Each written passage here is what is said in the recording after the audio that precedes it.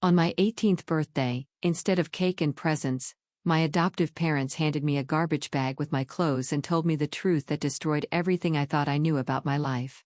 "We only adopted you for the government money," my mother said, calculator in hand, fingers moving across the keys like she was tallying up 18 years of profits. $1,500 a month, Colton. You've been a reliable income stream, but now that you're 18, the checks stop coming. My name is Colton Reed, or at least that's what I've been called for 18 years. The woman speaking to me is Beverly Reed, the only mother I've ever known. She's 52, works as a bank teller, and apparently views me as a financial investment that just matured.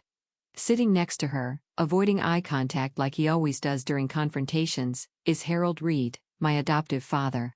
He manages inventory at a hardware store and has taught me everything I know about fixing engines, though I'm starting to realize those lessons were probably just to keep me busy, not because he cared. "You're joking," I said, my voice barely working. "This is March 15th, my birthday. You're seriously telling me this on my birthday?" Harold shifted in his chair, the same wooden chair where he'd sat for 18 years of silent dinners. "The adoption subsidies end when you turn 18. That was always the deal." "The deal?" I felt my legs go weak. "I'm your son. I'm not a deal." Beverly looked up from her calculator for the first time. Her gray eyes were as cold as they'd always been, but now I understood why. "No, Colton. You were a ward of the state that we agreed to house in exchange for compensation. We fulfilled our contractual obligations. Food, shelter, education. The contract is now complete." She stood up, walked to the corner of the kitchen where a black garbage bag sat like a tumor against the white wall. "Your belongings are in here, personal items only. Anything we purchased remains our property." I watched her hands, the same hands that had packed my school lunches, though now I realized she'd only packed the minimum required by state guidelines. The same hands that had signed my report cards, though she'd never asked about my grades beyond whether I was passing. The same hands that had never, not once in 18 years, reached out to comfort me when I was scared or sick or sad. "You have until noon to vacate," Beverly continued, returning to her seat. "That gives you 2 hours and 13 minutes to make arrangements." Harold finally spoke up, his voice barely above a whisper. "Beverly, maybe we could give him a few days to figure things out." She turned to him with the look that had shut him down 1,000 times before. "The mortgage payment is due tomorrow, Harold. We need to list the room on Craigslist this afternoon. Someone already called about renting it." "You're renting out my room?" The reality was crashing down in waves. "You already have someone lined up?" "It's not your room," Beverly corrected. "It never was. You were a long-term guest whose stay has ended." I stood there in the kitchen where I'd eaten 18 years of meals, staring at these two people who I'd called Mom and Dad, who I'd made Father's Day cards for in elementary school, who I'd tried so hard to make proud. Harold wouldn't look at me. Beverly went back to her calculator, already moving on to other numbers, other calculations, as if dismissing an 18-year investment was just another Tuesday morning transaction. "I don't have anywhere to go," I said, hating how small my voice sounded. "I have $47 in my wallet. Where am I supposed to go?" Beverly pulled out a pamphlet from her perfectly organized folder. Of course she had a folder. Of course she'd prepared for this like a business presentation. "There's a shelter downtown. They accept adults 18 and older." The address is highlighted. A homeless shelter. The woman who had raised me since I was 3 months old was handing me directions to a homeless shelter like she was giving me a recipe for lasagna. "Please," I said, and I would hate myself for begging later, but in that moment I was desperate. "Just give me a week. Let me figure something out. I'll pay rent." "With what money?" Beverly asked, her tone suggesting she already knew the answer. "Your part-time job at that garage. 30 hours a week at minimum wage won't cover market rate rent." She was right, of course. She was always right about the numbers. I'd been saving for community college, had managed to put away $800 over 2 years. It wouldn't even cover a security deposit anywhere. Harold stood up abruptly, unable to sit with his guilt any longer. "I'm going to work," he mumbled, grabbing his keys off the hook by the door. He paused for just a moment, his hand on the doorknob. Good luck, Colton. And then he was gone, the sound of his truck starting in the driveway, leaving me alone with Beverly and her calculator and my garbage bag of belongings. The clock is ticking, Beverly said without looking up. I have errands to run at 11:30, and I'll be locking the house when I leave. I walked over to the garbage bag, lifted it. It weighed almost nothing. 18 years, and everything I owned fit in a single garbage bag. I looked inside, my clothes, a few books, my toothbrush, the watch my boss at the garage had given me for Christmas. Nothing from Beverly or Harold, no family photos, no keepsakes, no evidence I had ever been part of this family at all. Was I ever anything to you? I asked, not really expecting an answer, but needing to ask anyway. In 18 years, was there ever a moment where you felt something? Anything? Beverly finally looked at me, really looked at me, and for just a second I thought I saw something flicker in her eyes, but then she glanced at her watch, the same efficient gesture I'd seen 1,000 times. You were a responsibility that we managed successfully. We never hit you, never starved you, never violated the terms of our agreement with the state. That should be enough. But it wasn't enough. It would never be enough. And as I stood there holding everything I owned in a garbage bag, about to walk out into a world that suddenly had no place for me, I realized that some people are capable of raising a child for 18 years without ever actually seeing them as anything more than a monthly check. Goodbye, Beverly, I said, not calling her mom for the first time in my life. She was already back to her numbers, adding up something else, calculating some other transaction in her neat, orderly life that would continue exactly as planned, now that the inconvenience of raising someone else's child was finally over. Growing up in the Reed household in suburban Dallas wasn't perfect, but I thought it was normal. Every family had its quirks, right? That's what I told myself when Beverly would introduce me at her bank functions as Colton, our adopted son, always emphasizing that word. Adopted, like she was clarifying I was a rescue dog from the pound. Harold would just nod along, sipping his watered-down beer, never correcting her, never jumping in to say, our son was enough.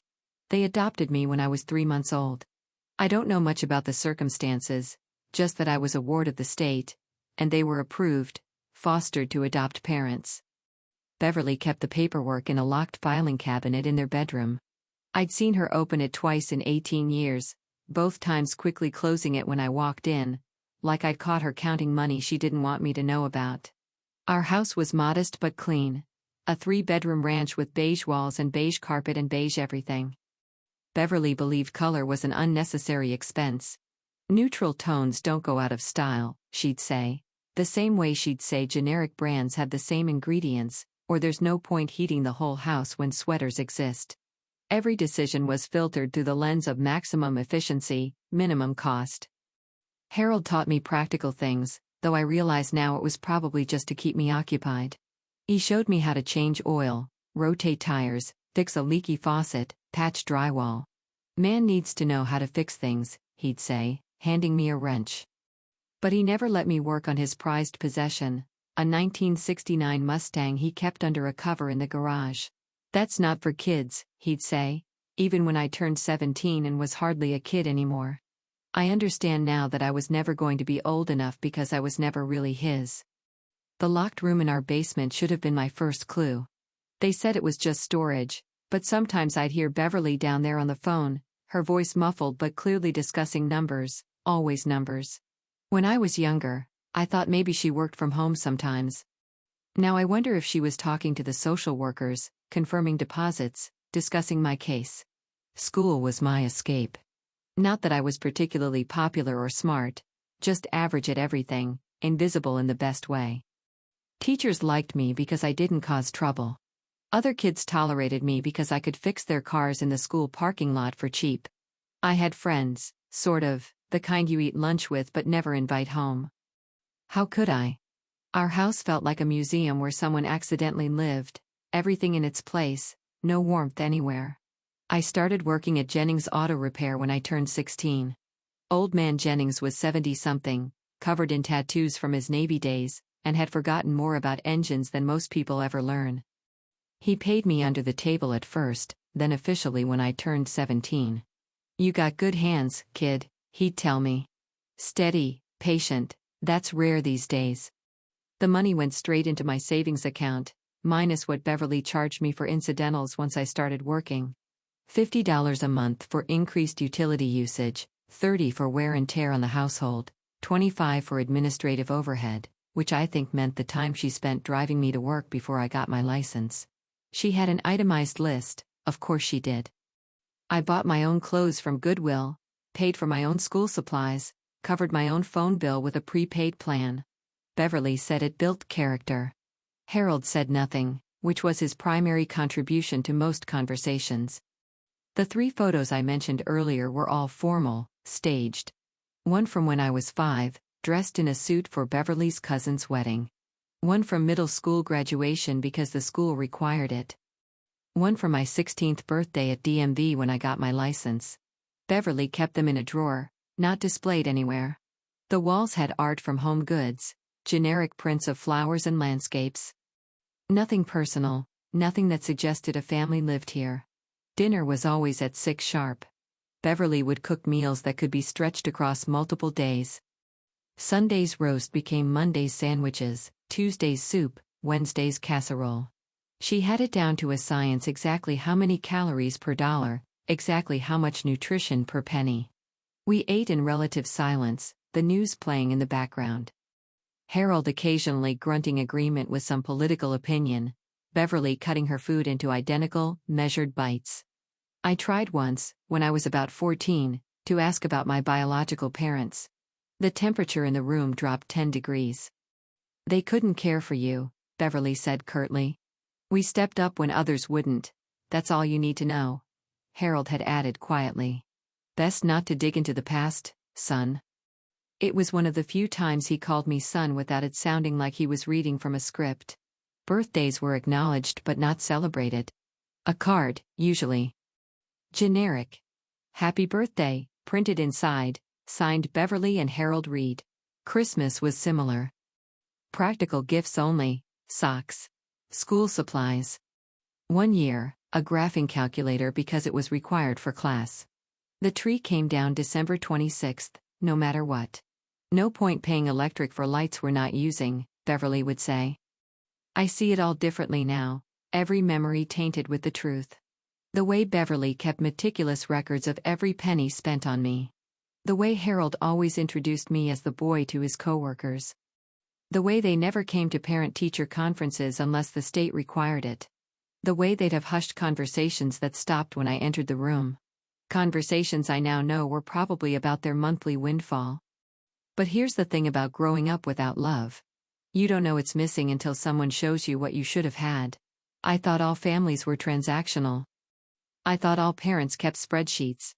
I thought everyone's childhood home felt like a temporary arrangement that could end at any moment. I was right about that last part, at least. Sit down, Colton, Beverly said that morning, not looking up from her calculator.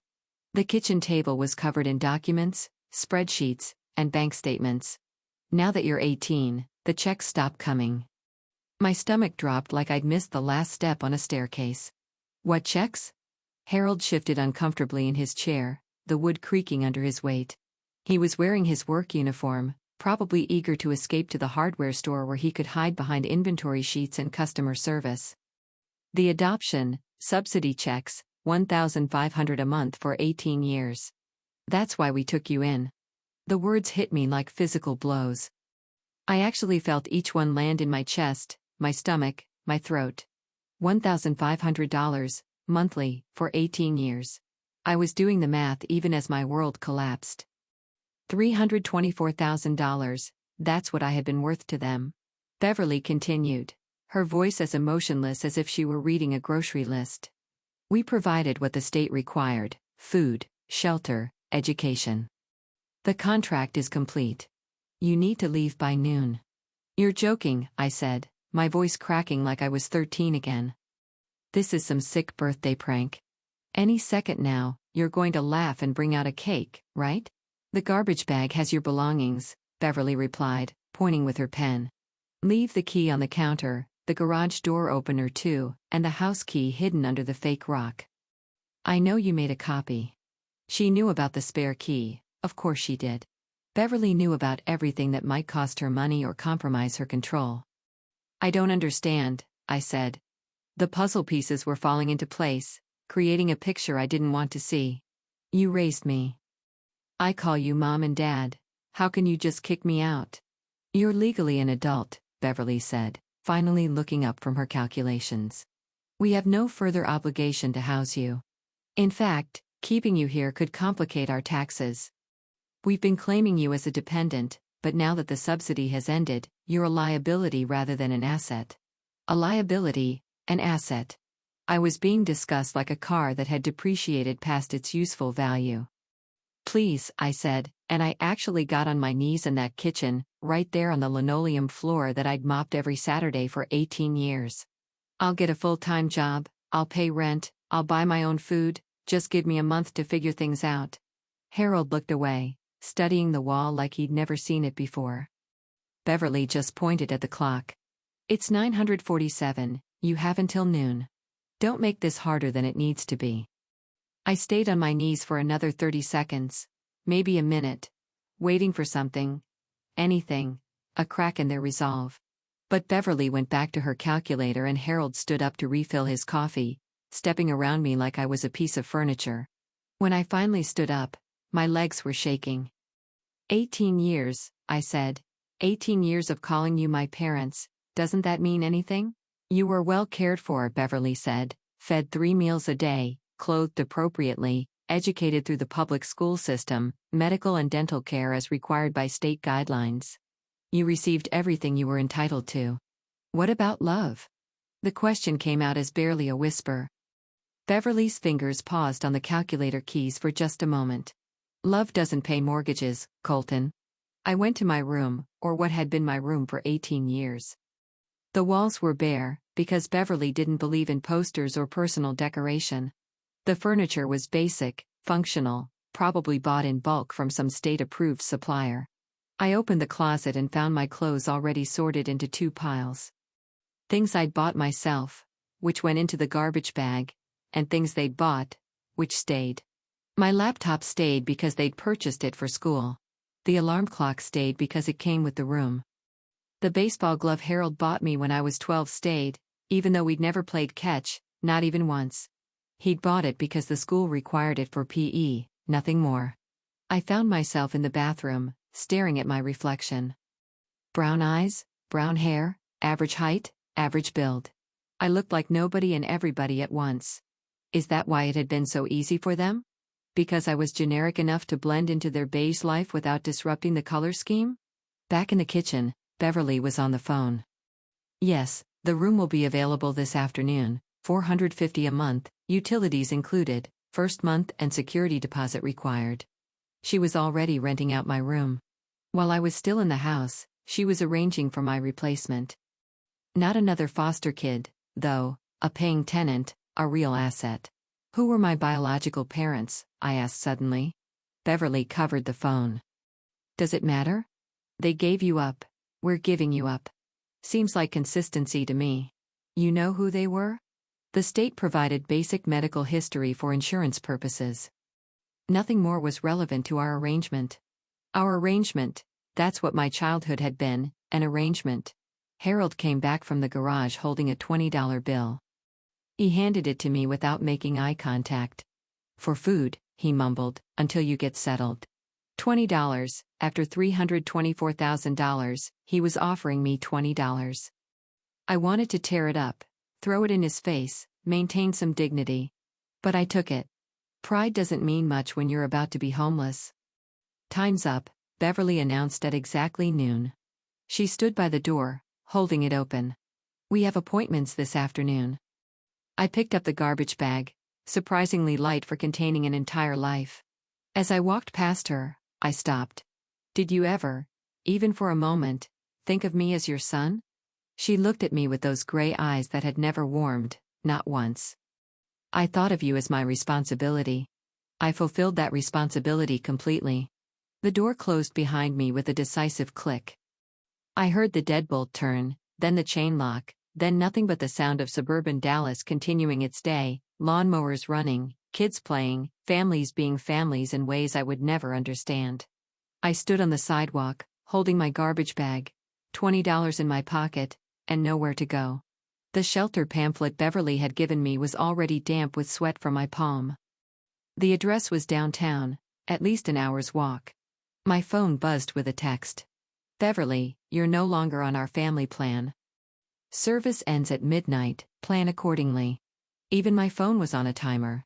Everything about my existence in their life had been scheduled, budgeted, and was now being efficiently terminated. I started walking. Last Tuesday, June 20th, everything changed. I was sitting outside the Dallas Public Library, my usual spot on the concrete steps where the security cameras didn't reach, and the security guards didn't bother you if you looked clean enough. 3 months of homeless shelter living had taught me the importance of appearances. Shower every day, even if the water's cold. Shave with the disposable razors from the shelter kit. Keep your clothes clean, even if you have to wash them in bathroom sinks. A man in a gray suit approached, and my body tensed automatically. You develop that instinct quick in the shelters. Gray suits usually meant police detectives or social workers, neither of which brought good news. But this man moved differently, purposefully, like he'd been looking for something specific and had just found it. Colton Reed, he asked, pulling out a leather wallet. My first instinct was to run. 3 months on the streets taught you that when someone in a suit knows your name, it's rarely good. But I was tired of running, tired of hiding, tired of being nobody from nowhere. Depends who's asking. My name is Vincent Morales. I'm a private investigator. He handed me a business card, expensive cardstock, embossed letters. Real, I've been searching for you for 3 months. Your biological father hired me to find you years ago, but your adoption records were sealed. When you turned 18 and applied for jobs using your social security number, I finally got a hit. The words biological father sent electricity through my entire body. My biological father, Vincent, sat down on the steps beside me, not caring about his expensive suit on the dirty concrete. That small gesture of humanity meant more than he probably knew. Theodore Brennan, he's been looking for you since the day he signed the adoption papers. Been looking? I caught the past tense. Was? Why isn't he here? Vincent's expression softened. The kind of look people get when they're about to deliver news that will shatter you. I'm sorry to tell you this way, but he passed away last week. Heart attack at his desk. He was still searching for you when it happened. The words didn't make sense. I'd spent 3 months imagining scenarios where someone would come looking for me. Where someone would care that I existed. Now someone had, and he was already gone. Vincent pulled out a tablet, swiping to a photo. This is him, Theodore Brennan. I stared at the screen and saw my own face, aged 30 years. Same brown eyes, same jawline, same slight crook in the nose. But where my eyes looked tired and defeated, his looked determined, driven. He was wearing a suit that probably cost more than Beverly and Harold's monthly mortgage. Standing in front of a glass building with Brennan Oil Industries etched across the entrance. Oil, I said, remembering old man Jennings' joke about me having oil in my blood. CEO and founder, Vincent confirmed. Started with one oil rig 20 years ago, built it into an empire. He never married, never had other children. Said he couldn't, not until he found you. Why did he give me up? The question burned coming out. Vincent showed me another photo. This one older, grainier. A young man, barely out of his teens, holding a baby. He was 22 when you were born. Your mother, Emily Colton, died in childbirth. Complications no one saw coming. Theodore's parents convinced him he couldn't raise a baby alone, that you'd be better off with a stable, 2-parent family. He signed the papers and regretted it within a week.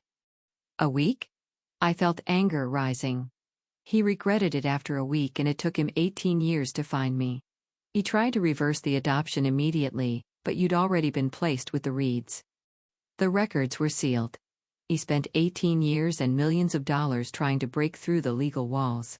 Private investigators, lawyers, even lobbyists trying to change adoption law in Texas. He hired me 5 years ago. His 14th private investigator. Vincent pulled out a folder, thick with documents. 3 years ago, I found you. Found the Reeds. But when Theodore tried to make contact, they threatened legal action. Restraining orders, harassment charges. They knew he was looking for you, Colton. They knew and they never told you. The rage that filled me was pure and white-hot. Beverly and Harold had known. Someone had wanted me. Someone had been desperately searching for me. And they'd hidden it to keep collecting their checks. He was supposed to be here, Vincent continued. The plan was to approach you the day you turned 18, when the Reeds no longer had legal authority. But the heart attack happened March 13th, 2 days before your birthday. March 13th. While I was stocking shelves at the auto shop, planning what I might say to Beverly and Harold at my birthday dinner, my father was dying at his desk, still trying to find me. There's more, Vincent said, standing up. We need to go to the lawyer's office. There are documents you need to see. Decisions you need to make. Decisions? I laughed, but it came out bitter. I live in a homeless shelter. I own 1 pair of shoes. What decisions could I possibly need to make? Vincent looked at me with something like sympathy. Theodore Brennan left everything to you. Every penny, every asset, every share of stock. You're about to become one of the wealthiest people in Texas. I stood there, on those library steps where I'd spent so many afternoons filling out job applications for minimum wage positions, being rejected from fast food restaurants for being overqualified because I'd graduated high school, and tried to process what he was saying. I don't understand, I said. He didn't know me. I could be anyone. I could be a terrible person. You're his son, Vincent said simply. That was enough for him. He used to say, I don't need to know him to love him. I've loved him since the day I lost him. The drive to the lawyer's office was surreal. Vincent's car smelled like leather and coffee, clean and expensive. The air conditioning worked perfectly. The radio played classical music softly. It was the opposite of every bus ride I'd taken to job interviews, hoping my deodorant would last, praying my clothes didn't smell like the shelter. He talked about you constantly, Vincent said as we drove through parts of Dallas I'd never seen, glass towers and manicured lawns. Every meeting ended with an update on the search. Every success was measured by whether it brought him closer to finding you. The board of directors used to joke that Brennan Oil was really just an 18-year funding mechanism for finding Colton Reed. Did he know anything about me, about how I was living? He knew the Reeds were receiving adoption subsidies. It killed him, knowing they were profiting from keeping you. He tried to offer them money, 10 times what the state was paying, just to allow contact. They refused, said any contact would be detrimental to your well-being. Detrimental to my well-being. Beverly had used my well-being as a shield while calculating my worth down to the penny. The lawyer's office was on the 40th floor of a building I'd walked past 100 times but never entered. The elevator ride felt like ascending to a different world, one where people's shoes matched and their clothes fit properly, and their futures weren't determined by the whims of strangers. Ms. Chen, the lawyer, was waiting in a conference room with walls of windows overlooking Dallas. The city sprawled below us, and somewhere down there was the shelter where my cot was probably already assigned to someone else. Mr. Reed, she said, and I almost corrected her, almost said that wasn't really my name. But what was? Please, sit, we have a lot to discuss. Ms. Chen placed a sealed envelope on the conference table, Theodore's name written across it in shaky handwriting. Your father wrote this the morning he died. He insisted it be given to you, unopened, by your hands alone. My fingers trembled as I broke the seal. Inside was a handwritten letter on personal stationery, and a small brass key with an address tag. The letter was 3 pages, covered in rushed handwriting, like he knew he was running out of time. My son, if you're reading this, then I failed to find you in time, but at least you've been found. Your mother died giving birth to you. Her name was Emily Colton, and she was the love of my life. You have her smile, though I suppose you wouldn't know that. I was 22, scared and weak. My parents convinced me that a single father, especially one as young and unprepared as I was, couldn't give you what you needed. They had already contacted an adoption agency, already found the perfect family, a stable couple who couldn't have children of their own. I signed the papers in a fog of grief and confusion. I regretted it within a week. I had to stop reading for a moment. The conference room had gone blurry. Miss Chen quietly pushed a box of tissues across the table. By then, you were gone. Sealed behind legal walls, I spent 18 years trying to break down. The Reeds had you, and the state of Texas considered the matter closed. I tried everything. Legal challenges, private investigators, even bribing courthouse clerks, which cost me a fortune in legal fees when I got caught but was worth the attempt. The key opens a vault at the address below. Inside is everything I've gathered while searching for you. Every birthday gift I bought but couldn't give. Every letter I wrote but couldn't send.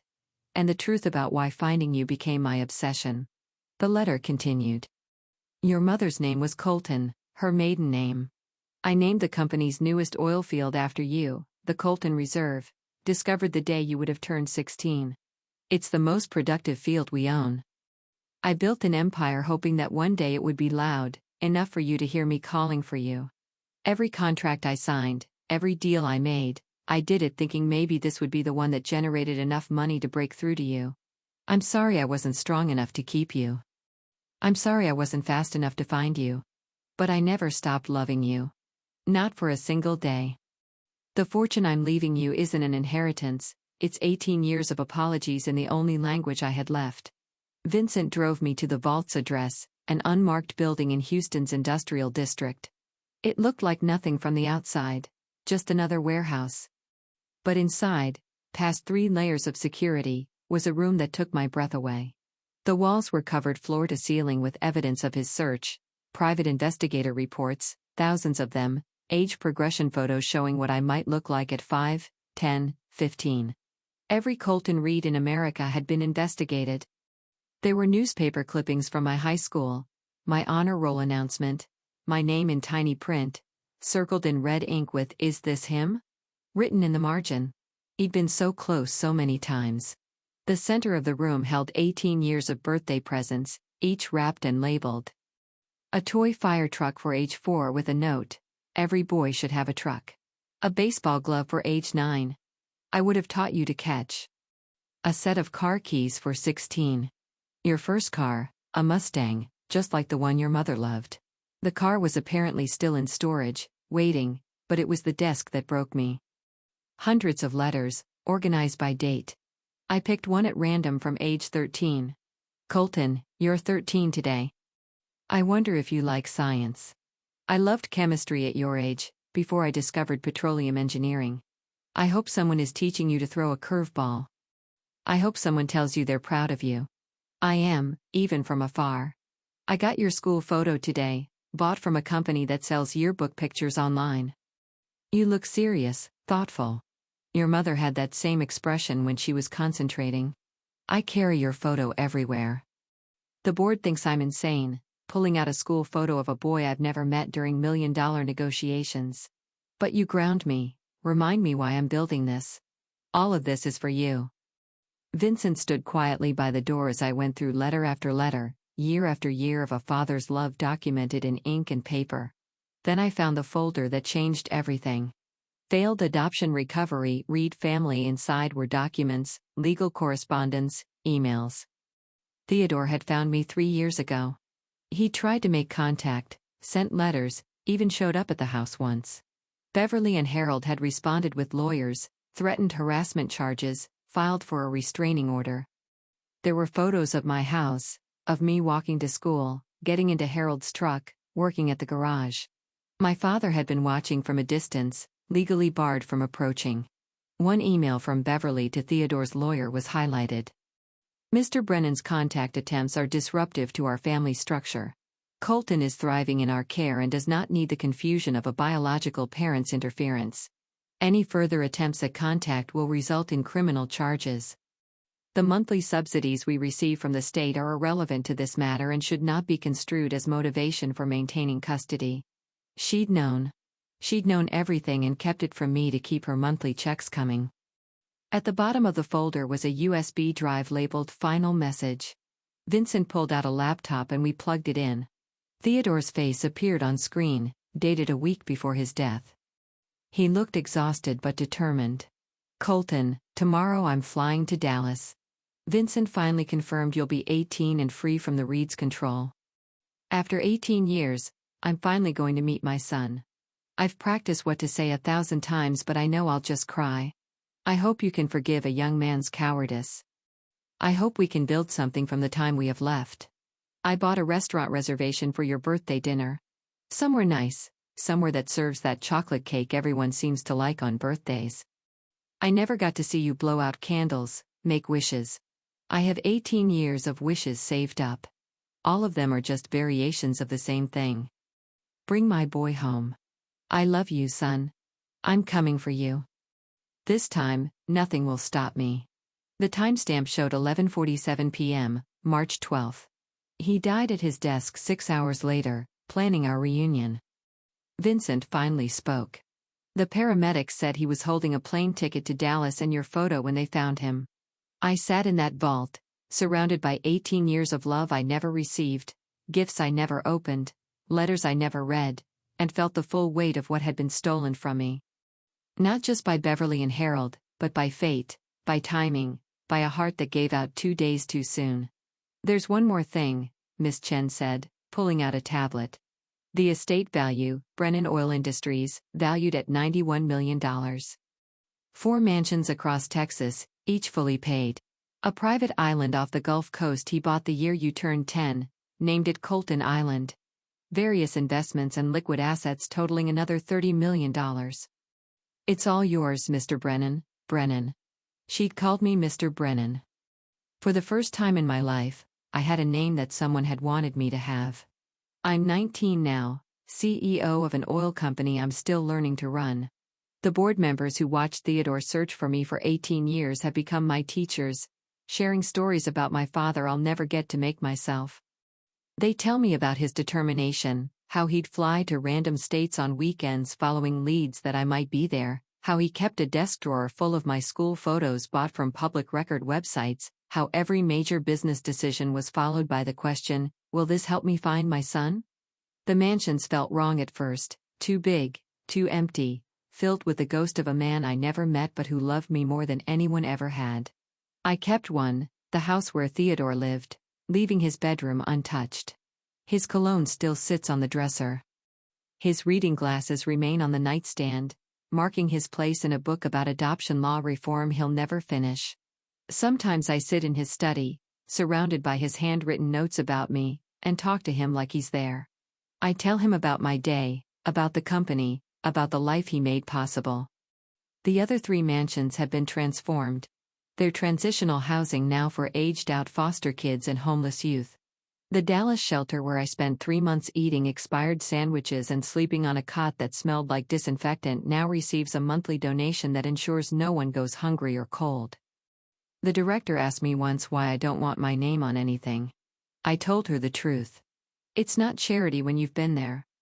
It's just paying back a debt to the universe. Vincent still works for me, but his job has changed.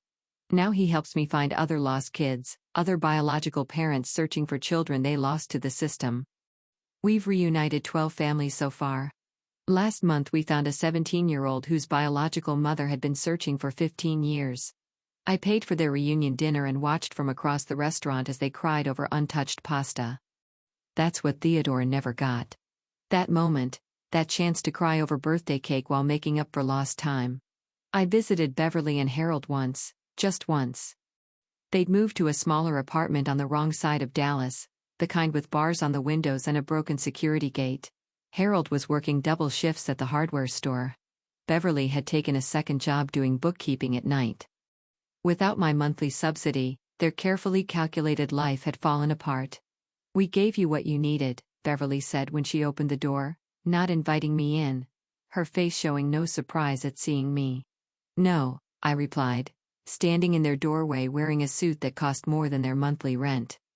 You gave me what the state paid you to give, but Theodore, who never met me, gave me everything. He gave me love that didn't require payment.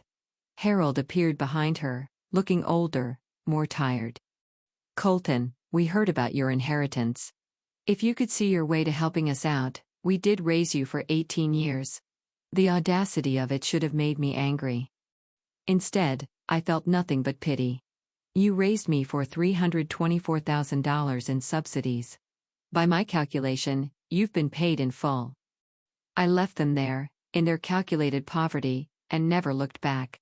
The private island remains mostly untouched, exactly as Theodore left it. He'd built a small house there, filled it with things he thought I might like. Fishing gear, though he didn't know if I fished. Sports equipment for every possible sport. Books on every subject. He was preparing for any version of me, ready to love whoever I turned out to be. I go there when the weight of running his company feels too heavy, when I miss the father I never met. I sit on the dock he built, and fish with the rod he bought me, catching nothing, just existing in a space he created for us to share. Old man Jennings was right all those years ago. I did have oil in my blood, literally in my DNA, a genetic inheritance from a father who turned black gold into an empire while searching for his lost son. But more than that, I have his determination, his refusal to give up. Every signature I sign as CEO, I sign as Colton Brennan, honoring the man who never stopped looking for me. The Theodore Brennan Foster Foundation has placed 40 kids with screened families this year. Real families who want children, not checks. We pay for everything, but the money goes to trust funds for the kids, not the parents. I interview every family personally. I know what questions to ask, what lies to look for. I know the difference between a house and a home, between caregivers and parents, between obligation and love. Last week, I got a letter from one of the kids we placed, a 7-year-old named Marcus. He wrote in crayon, "Thank you for my family. They read me stories every night. They say, I love you even when I'm not good. They put my pictures on the wall." That letter sits on my desk next to Theodore's final note to me. 2 generations of love, one lost, one found. The money doesn't erase 3 months of cold showers and shelters or 18 years of emotional starvation. It doesn't bring back the father who loved me from a distance, who died 48 hours before he could hold me for the first time since I was 3 months old. But it does mean I can ensure no child experiences what I did. It means Theodore's love, 18 years in the making, continues to ripple outward, finding lost children, building real families, creating the connections that Beverly and Harold proved can't be bought. Because that's what love looks like. Not a monthly subsidy or a calculated exchange, not a contract fulfilled or an obligation met. Love looks like a man spending 18 years and millions of dollars just to say 3 words he never got to speak. Welcome home, son. Love looks like hundreds of unopened birthday presents waiting in a vault. Like letters written to a ghost. Like a private investigator hired to watch from a distance because the law won't let you come closer. Like building an empire as a beacon, hoping your lost child might see the light and find their way home. Theodore Brennan died believing he'd failed. He hadn't.